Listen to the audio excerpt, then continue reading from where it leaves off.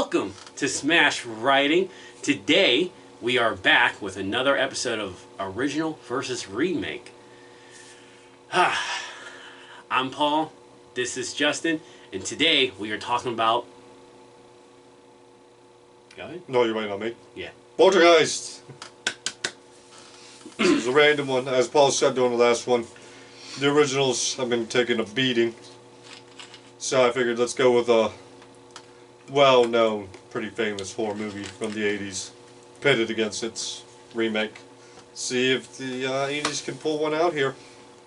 It's funny because what brought this on, I was like, at some point, the originals that came out of the 80s and 90s, and even early 2000s, are probably going to be better. And then you came up with this one. Yep. So, without further ado, let's get started. So, Poltergeist 1982 opens up with little Caroline. Yeah. She is heading downstairs. Everyone's asleep. The TV has gone off air and it's static. And she starts screaming and talking to the television. The people are coming. Then we jump to the next day. We meet the family, the friendly neighborhood, and heckle the guy with the beer on a bicycle. Okay, let's talk about that real quick. How did he not drop that beer? Like, the physics... That's desperation. Physics, his arm was in the middle, like, 6 packs were going to fall, and it takes toy cars from little devil of children to ruin all of that. He does drop one of them. One of them does break open. But, he's trying to get in and watch the game with the rest of the fellas, and they keep getting interrupted by the neighbor's television. I want to know how much of a problem this really was. I know, I was thinking if your neighbor had the same TV back then with the same remote. I was thinking, like, that can't be true. Like, I'm willing to bet it probably was, because it's like airplanes used to mess with garage doors. Wow. I was just thinking the same thing, because I'm like, I would really want to mess with somebody. Yeah, I would do that on a constant basis. A lot of awkward conversations would be happening. Okay, and then what guy wasn't watching the Super Bowl back then? Like, my daughter's going to be watching the Super Bowl. Yeah, she did watch the Super Bowl. The Super Bowl sucked this year. You heard me. You could have the Lions and Bills. I can't believe the Chiefs won again. Let's go Swifties. Anyway, while that's happening, Mom is cleaning up and she finds a dead bird. Why is she trying to flush this bird? I know, it's so weird. Like, just dump it in the trash can. Why? It's not cocaine. You don't flush it down the toilet. Not like a goldfish. And, she gets caught trying to flush the bird and ends up having to give it a burial. And Caroline immediately shakes this off. She's real sad for a little bit until the dirt's on the corpse. And she wants a goldfish. We jump to that night. She's overfeeding this goldfish. Do you know what happens when you overfeed a goldfish? They explode. They will explode. Yeah. I had it happen. Did you do it? Yes. Yeah. Not the way you think, though. You made a little pet baby. Here's a Pop-Tart. I'm not kidding. You gave a fish a Pop-Tart? Yeah, I was like 5. I couldn't finish the Pop-Tart, so I dropped it into the fish tank. You sure you wasn't 25? But, anyway, you see, that night, the parents are getting stoned in the bedroom. Little boy's being haunted by the tree and then a clown. And then everything starts going haywire. And as they're trying to save the boy from the tree, Caroline is sucked into the closet. And they reached out to the psychic research team, paranormal research team. And they've seen nothing like that's happening at this house. Like, they turned Caroline's room into a theme park kind of deal. They're moving the coffee and tea around on them. But that night, they discovered that there was an actual exit through the roof of the ceiling. And they figured if they can find the entrance, they could be able to go in and get Caroline out. That's when they bring in the psychic lady to try to help out. And after passing his test... I'm trying to answer her question. In my head. And she can't hear me. You see her yell upstairs, I can hear you, I just don't care. But he ends up... They throw a rope through the portals and everything. The entrance is in the closet, obviously. The exit is in the ceiling of the living room. And he goes in to make the save. And they both come out, and the little girl's fine. And she declares this house is clean. Except she's wrong. This house is not clean. For some reason, this family stayed the next night, and they were leaving in the morning. and the poltergeists come back with a vengeance. Big time. That's when they find out that this housing development was built on a cemetery, and we learned that in the movie. They just moved the headstones, and all the bodies are still there. And they are coming after the people who moved in first, which was this family. And they just barely make it out of there before the spirit world eats the house. And you see them go to a motel, the doors close, lights turn off. Then the door opens and the TV comes pushed out. And the movie fades to black. And that is Poltergeist from 1982. Okay. This film, I think, had some... I think... The one thing that caught my attention with this film was I think the acting was a little bit on the stiffer side. Even with Craig T. Nelson, like, just seems like they wasn't there. Like, his acting was really stiff. Well, I think that was on purpose because he's in shock in most of this movie. He doesn't know what to do because he has the flu. He doesn't know how to fix this problem. It's so over his pay grade, and he just wants his daughter, and he spends a lot of his time just being despondent and walking through. But you know, one of the best parts of the scene, best part of this film, honestly, was his boss comes by. It's like, hey, you know, making sure nobody tries to buy you off of us because you just made us $70 million. Yeah, all this money. All this money. So he takes him for a walk. Right there is another cemetery, and they're like, can you imagine your bay window? I'd be all for it. Like, yeah, let's do it. You would be all for it if your house was next to the cemetery, looking at the cemetery. You wouldn't want to be on top of it. You're just like, all right, what's in my backyard? Tombstones. Yay! I really like the family dynamic here. You didn't have any of the, they're crazy going on here. They recognized what was going on, and they didn't know how to deal with it, but they at least were all on board. Because like this poltergeist is like stacking chairs in the kitchen. He's shoving chairs and Caroline through the kitchen. Well, yeah, and they're actually having fun putting a football helmet on the dog. Yeah. Here, watch this. Whoa! I mean, you got to make fun of it. I liked how she was trying to get him to do it. She's like, "Come on, get in here." Yeah. But I do like the family dynamic throughout this movie. I think the psych, Zelda Rubinstein. Yes. I think, even though she was a presence on the screen, like it really. She commanded the screen when she was like on it. the voice, you know, like all dynamics of her character, her, you know, obviously her height being that short, but her voice. This house is clear. Just 20 times louder. Yeah. Her being sarcastic back to his name Stan? Craig. Yeah, Craig T. Nelson. What's his character's name? Steve. What? God, you're writing. There are clearly two E's in there, none of which appear in Stan. But I like that little dynamic. She is definitely. I will say, like, the mom kind of got stiffed in this movie. Because every time you talk to Carolyn when she was in the outworld, she called Mom. Yeah. But then the mom doesn't really do anything. It's Dad who goes in. That is true. Now. Or does Mom go in? No, Mom goes in. Mom does go in. Because Dad has to hold. He's the muscle. Yeah, because he has. Rope. Which doesn't make any sense either. Because you have to pull the rope, but you need to get her to go through the living room. So why are you pulling her back toward the bedroom?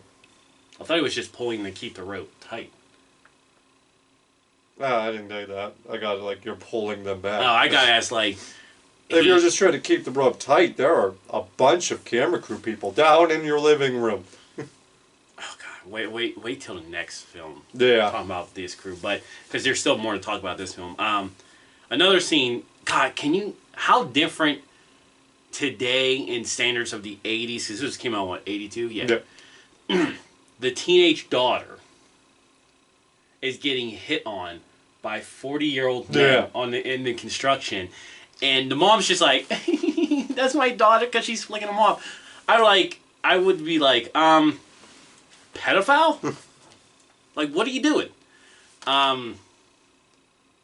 The one scene that stayed with me, because I watched this movie the first time I was like 8 years old. The scene that stuck with me was the bathroom scene where the guy's peeling the skin off of his face. Yeah.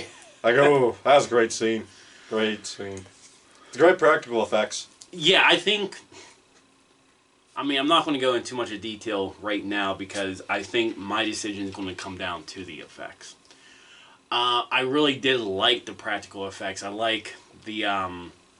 for being 1982 and what they could do, they really did a good job. Well, it does help that they had... Well, I'm guessing, was he big name at this point? Was Steven Spielberg directing this movie. Was he that big of a name in 82? Like this is after Jaws. Oh, yeah, because Jaws was, what, 76? Yeah. So, I mean, I guess that would make sense that... when did Craig T. Nelson's career... Because I know he was a big hit on that Coach show. Yeah. So, like... But other than that, like, I never even heard of Zelda Rubinstein. Like, I think she's probably just known as the psychic from this point on. Yeah, some pros and some cons, because this was a simple movie. First off, let me say this. This movie, for me, had a good pace. I mean, I didn't feel like there was too many fillers. Yeah, the pacing was really good. It moved at a quick And this was 111 minutes, like, so this was over an hour and a half. Yeah, it was nearly 2 hours or something. Yeah. Like the hauntings start right away. Oh yeah, like it's... They don't drag your feet. You don't have to deal with any of that bullshit of the denier or you have to convince. That is true. You had I think the only big flaw that I could think of is the ending. And it's like, why did you stay in the house? You just got... I know the psychic has declared the house clean. Why would you care? I think that traumatizing alone would make me leave. Leave like, I'm done. the house. I'm done. Like, I'm sorry. I'm out of here. Yes.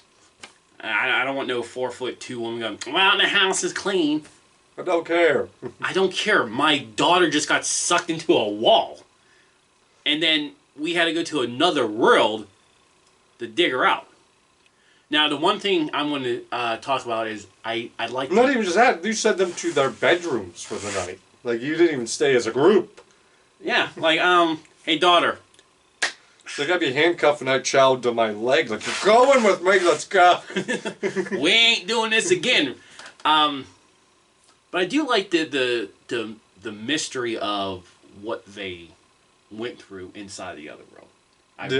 I really, that is how you can, because, like, instantly when they threw the rope through, it came back like that great slime. Afterbirth. Yeah. So, like, I really liked it being just, simply put, you don't need to see the other world. It's dead souls. Now, I just kept getting confused about the light. 1 minute you're going, go towards the light, then don't go towards the light. Well, it all depended on which team was talking. The research team was telling you to stay away from the light. The psychic was telling you to go toward it. So I think it came between two different experiences. Okay. And that was creating friction a little bit. That is true. Okay, because I thought I was the only one that's getting confused. I'm like, wait a minute, why did Team A say, don't go towards the light, and now the psychics go and say, no, go towards the light? Yeah. Which one is this? Is the light representing good, representing bad? What is this? I mean, obviously it all came out ahead, until the family decided to keep staying there, but pros and cons real quick in the grade. We giving the grades, or we saving that to the end? Ooh, let's say that till the end. We'll save grades to the end? Yeah. Well, I've done all my pros and cons. So, on to the 2015 one. Yeah, oof, okay. Ooh, this is going to be a little longer. Yeah, because we were texting about this. This movie kicks off with this family. Same deal. Mother, father, 3 children. Middle son. And they're moving into this house. And for some reason, like, they make a point of talking about how the previous owner was a technopath. But that doesn't actually come into play really at all. Not at all. Like, it's that was a pointless. And we find out that the dad, Eric, lost his job, and his wife, Amy, doesn't have one. She's working on becoming a writer. I I'm guessing they're probably losing their house because they have to downsize to one they can't afford. But look how big the house that they just got. Like, okay. Yeah, but it sounds like this house was being foreclosed and was going on the cheap. Because the moment they mentioned that this price is going to be cheap, the house is going to be cheap, is when they jumped to the moving in scene. But during even the walkthrough, the little girl's already talking to the closet. And they can't even get the closet open. But they can't argue with the price. So the move-in has begun.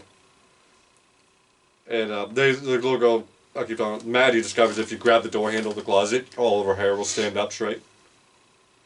And we learn that Griffin, the little boy, is afraid of everything. Yeah. And they hated that his mother lost him at the mall. Should have left him lost. Yeah. And the teen daughter... Dude, he's a douchebag. That's not everyone's calling him a douchebag. I call him 6. And the teenage daughter is watching the Psychic Kerrigan on television. He has his own Psychic Hunter show. And you see a little bit of an argument going on between Eric and Amy, the mother-father. He is like looking down at the idea of high school coaching because of salary. Depending on what sport you're coaching in high school, you're probably making a good salary. If he's a football coach, he's making some fucking money. Yeah, there's no doubt about that. He gets all pouty at even the idea of her going back to work because, he is the man of the house. Yet he's laid off and not taking anything. Okay, how much are you making when you're laid off? 0. I don't care. Well, it depends on what you're making on unemployment, if you're just getting it through unemployment. Well, it wasn't enough to pay his credit card bills. No, we'll get to that. Their moment is interrupted by the son who's freaked out by a clown. And though he sleeps in the room, he continues to sleep in the room with 40 clowns in there. Well, he didn't bring the clown. The clown was left over. Right, but they kept them there. Yeah, I don't know why he just didn't take the clown out. But anyway, while he's expecting the closet, they're attacked by a squirrel. And Dad plays this off like it's a joke. He was scared. You know that squirrel's going to damage everything in that attic. Yeah. And here's the bigger thing. Why did you give the attic to Griffin? You could have given the attic room to the teenage daughter. You could have given it to Maddie, who's not really afraid of anything. But you gave the attic to the boy who's afraid of everything. Yeah, let that sink in. Most logical sense, it should have gone, like the weirdest room should have gone to the oldest child. Because they would have been alone just be able to handle it. And, not to mention, like, the dad plays this off, he's like, I'll deal with it tomorrow. Like, no, you have a problem. I know I would keep the squirrel personally. Yes, you would. But you have a problem with that squirrel up there. But later that night, the electricity starts going crazy. And they catch Maddie talking to the TV, and it's the "they're here" part going on here. And the next day, the generic teen is pissed off because during the electrical show, her phone got fried, and they don't have the money to buy her a new one. The dad goes off to buy the squirrel trap, and 2 of his 3 credit cards are denied because they're overbalanced. And he takes the 3rd one that manages to get by his squirrel trap, and goes out and buys the teenage daughter a new phone, the mother jewelry, the little girl pizza, and a drone for the son. You have no money! The mom is arguing with this, but she gets overridden. And she was trying to talk to the boy, or the boy's trying to explain this freaky thing that just occurred to him up in the up in stairs. That family didn't respect each other. No. They threw out... They don't even let him finish talking. But, they throw out digs towards each other. I'll get a job when you get a job, Mom. Yeah. Anyway, they go off to the dinner party, and the teenage daughter, Kendra, is babysitting. And while the parents are at the dinner party, they just learn about the cemetery that used to be there. And they're under the impression that the bodies have been moved with the cemetery. But back at the house, things are going crazy. Kendra is trapped in the basement floor. The boy's being ragdolled by the tree so that they could suck Caroline into the closet. and disappeared, and they hear her voice coming through the TV. A la original. But they don't know what to do. They have a real long conversation about calling the cops or not. But they go to the paranormal research team, and they come to inspect the house. And one of the people on the paranormal research team doesn't believe them. And he's explaining how it took, on his high-speed techno thing of a camera, that they monitored a bench moving 10 feet over a course of 10 hours. And then when he goes to take a seat in the chair gets kicked out from under him and smashes against the wall. And the dad makes a little sarcastic comment. He's like, oh, did you catch that on your fancy camera? And for some reason, this still doesn't commute to this guy who's still trying to prove that they're lying. Pretty sure a chair that gets pulled from under you flies up into the ceiling and gets destroyed while everybody's on the other side of the room should be enough of evidence that, you know... At one point, he's grilling the son about whether or not they're lying because the dad needs money. And then he gets sent off to go hook up the heat thermometer in the closet. And he gets his head smashed up against the wall, and then he almost gets the drill to the face. And he still doesn't believe it? Yeah. Well, at that point, he believes that he's not arguing anymore. That team was pointless. Yeah. Well, except the woman. She was the only one who actually... There was no point to have a member of the psychological research team being a denier. You're in college. You volunteered for this. That's what you do. Like, when something like this happens, you're like, oh, dude, let's do it. Let's go. Grab the cameras. Let's go. You should be pumped. But anyway, they once again find the... Actually, what ends up happening is like the dad goes on a bring up page on the closet door and ends up cracking open the door that the Poltergeist had been using, and that was the one that should took the daughter, and that also opened the ceiling entrance. So they figure someone goes in through the closet, and they can come out through the ceiling, and that's when she suggests, what is his name? Not that. Kerrigan Blake. Kerrigan Burke. And he comes over and immediately just detects all this stuff. And he puts it together that they didn't move those corpses. They're all still here. That's the only reason this is so powerful, is because how many are here. It suggests that Caroline might be psychic as well, and that's why they took her and her alone. Because they think that they can use her to be able to cross over into the next plane of existence. So they send they devised a rope idea. And they send a drone in first, which really shouldn't work. Because this Poltergeist fucks with electricity constantly. So this drone should just be tin canned the moment it crosses over. But we get a good look on the inside, and they manage to track down where Maddie is, and Maddie's being grabbed and is being dragged off toward the light. And the mom is looking like she's going to go running in when they realize Griffin is already gone. And Griffin is the one who runs in to go save Maddie. Scared the whole entire film. Also, he wants to play. Well, I get what they're going for here, because they keep reminding you how guilty he feels because he left her alone in the bedroom. Yeah, jerk. But, again, jerk. It would make more sense for Amy to do it, because Eric is useless in this movie. Eric's only role here is to waste money. Yeah, he really... I do like it too. Like, he once again tried to argue with the psychic about whether or not he's real and whatnot. And it's like, at this point in time, do you really get to argue? I know that Steve did that before, but Steve just did a stupid little mind thing. Like, Eric is actively arguing with him. And on top of that, Steve wasn't broke. And spending money that you don't have. You know? It does work. Griffin and Maddie both come out of the hole in the ceiling. And unlike the first family, this family's leaving. Everyone's packing up and they're leaving. And smarter this time. Kendra gets Kerrigan to say his line, "This house is clean," from the TV show. But then Maddie goes, "But it's not, though. They wouldn't go to the light." And the parents are like, "Of course they did. You helped them." And she's like, "No, they didn't. They didn't want to do it without me. They're still here." And that's when the car gets turned upside down and dragged back into that house. Makes them move. And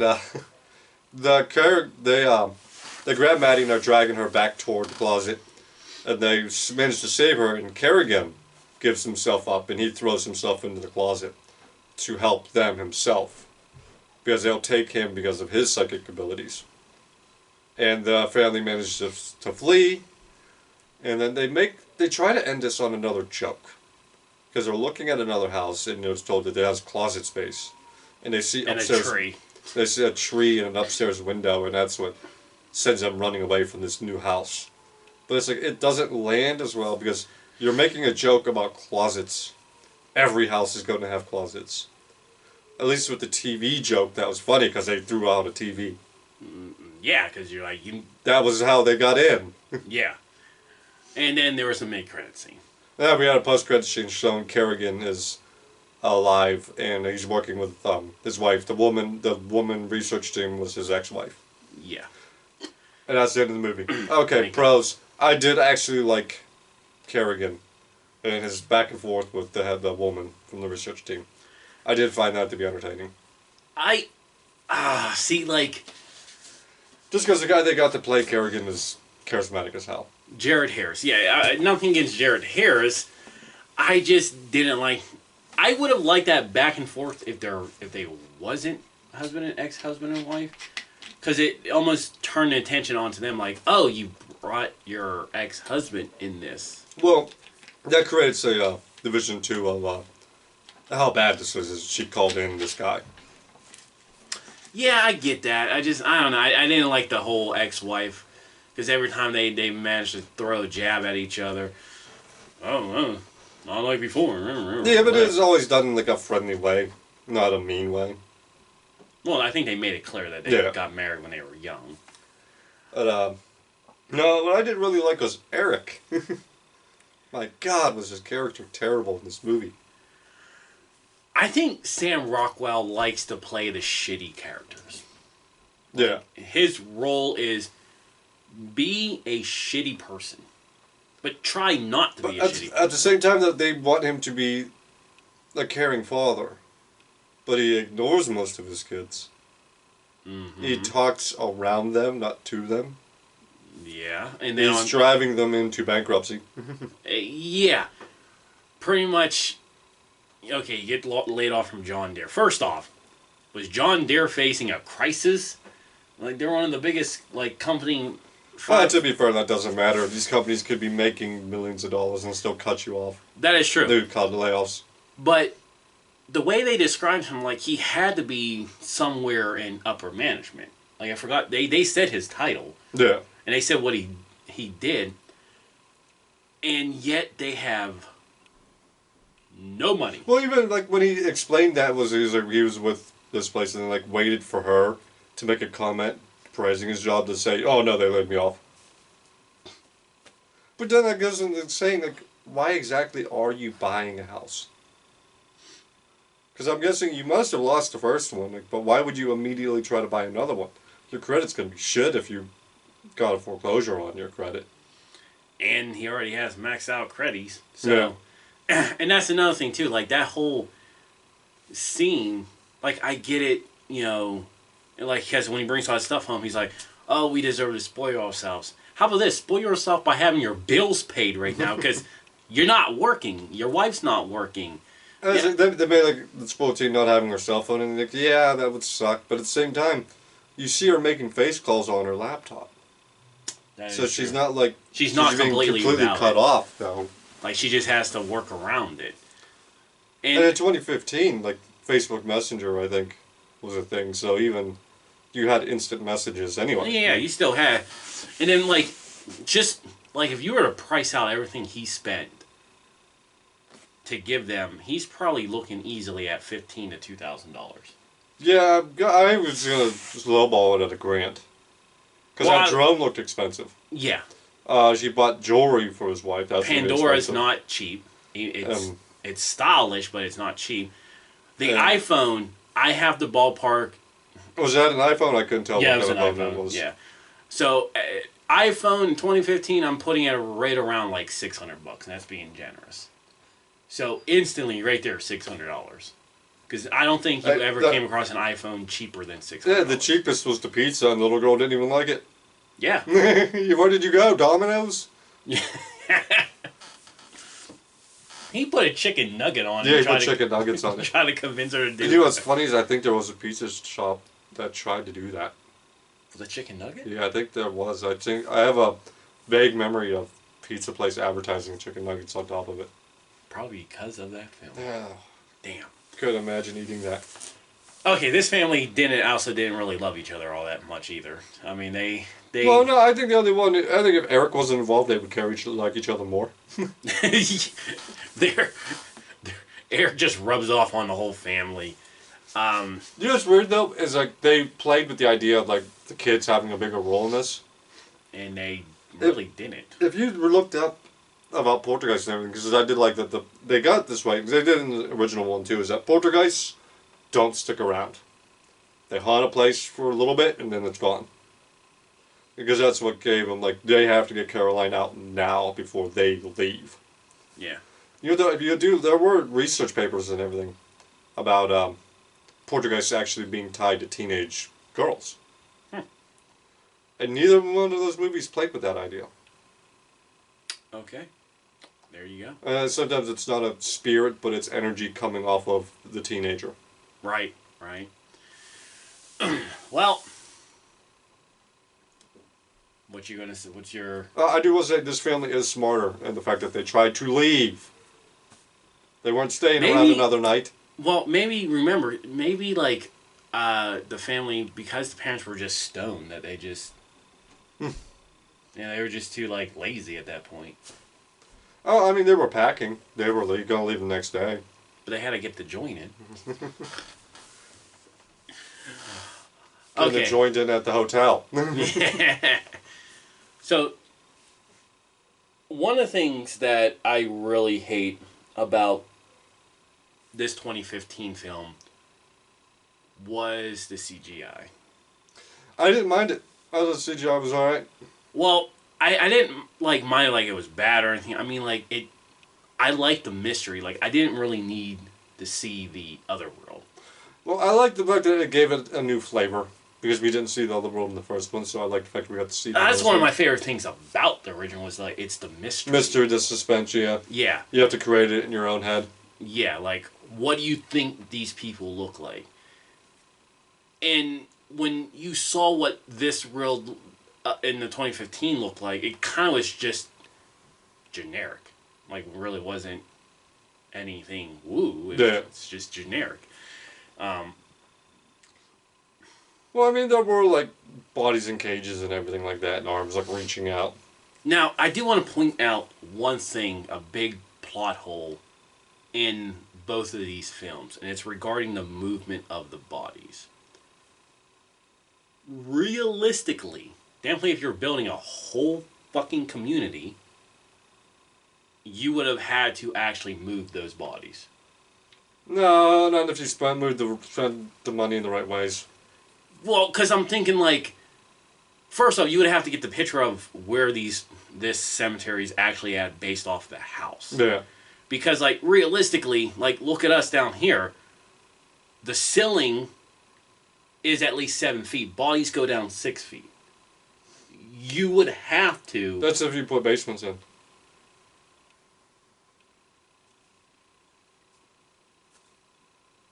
I feel like the 2015 film would probably found that flaw because most houses would have basements. If it's in Florida, it doesn't. Really? No, they have crawl spaces. At least that's what I've gathered. If you have a basement in Florida, you're just getting flooding. Well, that is true. Do we know the locations of their cities? Now, I don't know where they were in '82. I feel like that was California. That might be because the Los Angeles Rams might have been a thing in '82 before they went to St. Louis. Yeah. Because they had a Rams helmet on the Caroline. Yeah, and they were watching the game. It was the Rams. So, L.A. Rams didn't move to St. Louis until, like, the late 80s? Early 90s? I don't remember. Yeah, so I'm gonna guess L.A. Rams then because they're in L.A. But they don't tell you in the original. Okay. Or the remake, I mean. Well, I don't know. I still feel like there's some type of flaw where a body or two should have popped up. Especially, like, when they do rise up, they're like literally come like right through the house. Oh, that's because it's the spirits shunting them up at that point. That's true. All right, great time. And there was a scene at the beginning when they're moving in that Caroline keeps shoving something back into the ground. That is true. That is true. Grades, start with 82. What is your grade for 82? I did like Zelda's performance as the psych. I thought the parents acting, even with Craig T. Nelson, was stiff. I did like the mystery of the other world. I think it's a solid B. I'm going to give it an A. I liked the practical effects were great. I didn't mind. I liked the family dynamic. I thought the acting was good. I liked the story. The story was a lot of fun. And I liked the fact they took the time at the beginning to make you care about this family. Yeah, I'll admit that too. Like, it did give some focus on the family, even though they... Despite the mom trying to flush the bird. Like, what are you doing? They're going to destroy your septic system. Well, they were stoned too, so I mean, maybe she... Well, not during the day. Alright, so you're giving it an A, I'm giving it a B. 2015. 2015, I'm going to have to give that a C+. I think I tried. I like there were some things about this that I didn't mind. Minus Eric, I did like the family. They really should have sent Griffin in to get her. That he could have redeemed himself later. Okay. I liked the psychic and him as charisma. Jared Harris had a shit ton of charisma in this movie for some reason. So, with the 2015, I like Sam Rockwell, but I just feel like he plays the same character, and that character wasn't needed. Like, you don't have a job, you're spending all this money, you're killing your family, in other words. Griffin just annoying me, because I'm like, literally all he had to do is like, come here. He didn't even make an effort. He's like, screw this, I'm out of here. And then they set the stones up for that though, and him being afraid of everything. So he but I'm like, damn, get your sister. He did try to get Kendra. He just got grabbed by the tree first. That just started ragdolling him like a. Yeah. The CGI was generic. I didn't like to see the mystery world, and I wanted to keep it a mystery because like it's about getting their daughter out. I'll say this too. I don't think the curse hit this movie. No, that is true. Yeah, the curse fucked up the original Poltergeist. Yeah. So I don't think this movie was as bad as some people may have think it was. It did have a good pace to it. Like it ran through it. Overall, I'm going to agree with you. I'm giving it a C+. So winner. So there you go. Winner. Happy? Original's the winner. And then the next one after this would be prom night. Prom night would be next. Prom season. I'm curious to see that one. That's weird you saying prom season. You're 30. Until next time. Bye-bye.